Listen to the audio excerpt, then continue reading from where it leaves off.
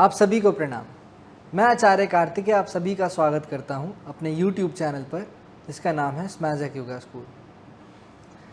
आज ये वीडियो बनाने का उद्देश्य कुछ ऐसा है, टॉपिक कुछ ऐसा है कि मुझसे अक्सर पूछा जाता है कि योगा हम बंद कमरे में करें या खुले कमरे में करें, खुले वातावरण में करें, पंखा चलाकर करें, एसी चलाकर करें, या बिल्कुल एक पैक सफोकेशन वाले रूम में करें, वहाँ क्रॉस वेंटिलेशन होना चाहिए नहीं होना चाहिए।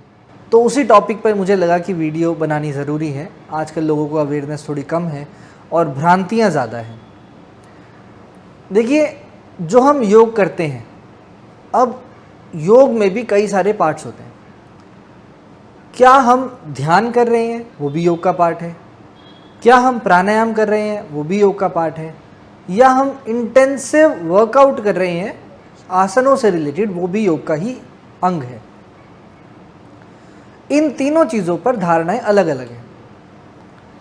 जैसे पहली बात मैं बता देता हूं कि जब कभी भी आप आसनों की प्रैक्टिस करेंगे, किसकी प्रैक्टिस? आसनों की प्रैक्टिस करेंगे, तो आप बंद कमरे में योग को करेंगे, बंद कमरे में आसनों की प्रैक्टिस करेंगे। जी हाँ, बंद कमरे में। बंद कमरे से मतलब है जहाँ पर क्रॉस वेंटिलेशन ना हो, मतलब हवा कम से कम हो और एक छोटी सी खिड़की ही हो। ऐसा करने से होता क्या है? मान लीजिए आप एक कमरे में बंद हैं और वहाँ पे आपने वर्कआउट करना स्टार्ट किया। आपका शरीर गर्म होना शुरू हो जाएगा। जैसे जैसे आपका शरीर गर्म होगा, तो उदाहरण के लिए, सिर्फ उदाहरण के लिए है, आपने 20 सूर्य नमस्कार करने के बाद में ये चाहा कि मैं फॉरवर्ड बेंडिंग को और ज़्यादा अच्छे से इम्प्रूव करूं, तो मैं फॉरवर्ड बेंडिंग अच्छे से करने लग गया। अब एक जना तो कर रहा है सूर्य नमस्कार 20 बार एक कमरे के अंदर, और दूसरा जना कर रहा है सूर्य नमस्कार 20 बार ही कमरे से बाहर एक खुले वातावरण में। दोनों में फ़र्क क्या होगा?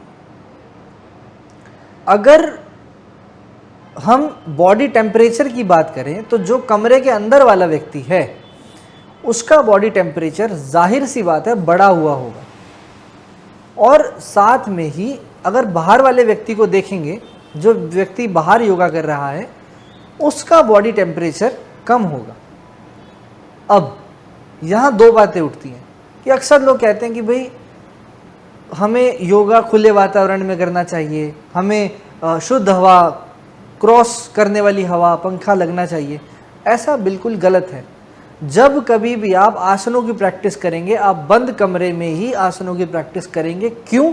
क्योंकि आपका शरीर टेम्परेचर बढ़ा लेगा और साथ में ही वो धीरे धीरे ठंडा होगा।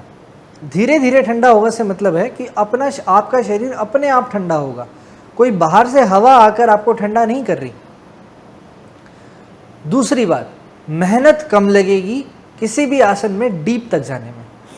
जैसे अगर आप हीटर के आगे मतलब है कि कमरे के अंदर आप हीटर ऑन कर लें, उसके बाद फॉरवर्ड बेंडिंग या पादहस्तासन जैसी चीज़ें करते हैं, आप कूर्मासन करते हैं, हल आसन करते हैं, आपके शरीर से पसीना बहुत ज़्यादा अच्छे से बहना शुरू होगा, डिटॉक्स करना शुरू होगा शरीर आपका अपने आप को, और at the end of the practice आप अपने आप को ज़्यादा खींच पाएंगे। आपका शरीर जो है, आपकी जो मसल्स हैं, वो बहुत ज़्यादा लचीली हो जाएंगी और ज़्यादा लंबे टाइम तक आप उसको ट्रेन कर सकते हो। वहीं आप आ जाओ बाहर। अगर आपने बाहर पार्क में ये एक्सपेरिमेंट करना चाहा कि मैं बाहर पार्क में योगा करता हूँ, तो निश्चित रूप से आपको मेहनत ज़्यादा करनी पड़ेगी कंपैरेटिव टू बंद कमरे में योगा करने के। ये तो था पार्ट कि बंद कमरे में योगा क्यों करनी चाहिए, कि हमारा शरीर जल्दी गर्म होता है और लेट ठंडा होता है, ज़्यादा अच्छे से हम आसनों को लगा सकते हैं।